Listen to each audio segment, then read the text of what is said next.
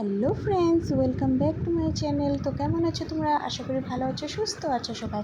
তো আমি আজকে একটা ভিডিও নিয়ে চলে এসেছি। আজকে কোনো ব্লগ ভিডিও না, তো তোমাদের জন্য দুটো রেসিপি নিয়ে এসেছি আমি। তো আমি কীভাবে বাটার চিকেন বানালাম ওটাই, আর বাটার নান বানিয়েছি, তো ওটাই তোমাদের সাথে শেয়ার করবো। তো এখানে দেখো, আমি ফার্স্টে চিকেনটা ধুয়ে নিয়ে নিয়েছি। তারপর এখানে আদা রসুন বাটা আর লঙ্কা বাটা, তারপর জিরে গুঁড়ো, ধনে গুঁড়ো, দই আর সর্ষের তেল, নুন, হলুদ দিয়ে ভালো করে ম্যারিনেট করে নিচ্ছি। তো এটা ম্যারিনেট করে রাখতে হবে প্রায় 2 ঘন্টা মতন আমি রেখেছিলাম। তোমরা চাইলে আরও অনেক টাইম রাখতে পারো, যত ম্যারিনেট করে রাখতে যত টাইম অতই টেস্টি হয় খেতে। তো এটা আমার স্টাইলে বাটার চিকেন বানাচ্ছি। তো তার জন্য আলু, ওখানে কিছু মানুষে বলবে যে বাটার চিকেনে আলু কে দেয় ভাই, কিন্তু আমি দিই। কারণ আমাদের বাড়িতে সবাই আলু ভালোবাসে।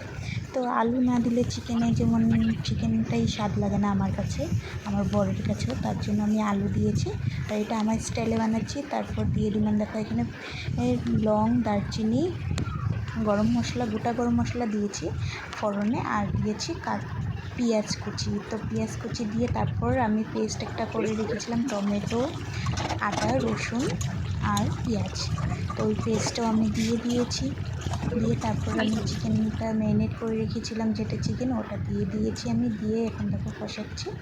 আর এটা তোমাদেরকে বলে রাখি, একদম সিম্পলভাবে আমি বানিয়েছি, যে কটা জিনিস আমার ঘরে ছিল ওটা দিয়ে বাটার চিকেন। কারণ বাটার চিকেন বানাতে তো অনেক কিছু লাগে, আমিও জানি।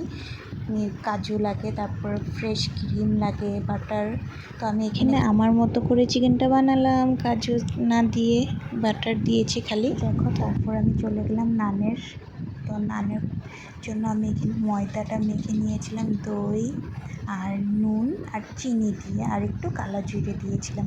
তো আমি দেওয়াটা তোমাদেরকে স্কিপ করে গেলাম, কারণ ভিডিওটা আমার ছেলে ডিলিট করে দিয়েছে ওই ভিডিওটা।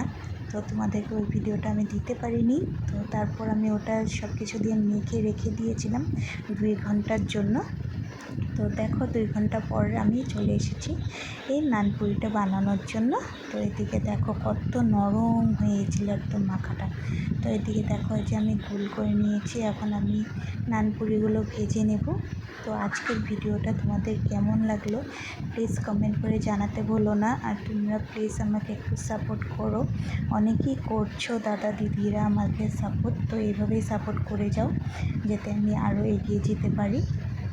তো তোমাদের আজকের ভিডিওটা কেমন লাগলো প্লিজ কমেন্টে জানাতে ভুলো না। ভালো লেগে থাকলে প্লিজ লাইক, কমেন্ট, শেয়ার করে দিও ভিডিওটা।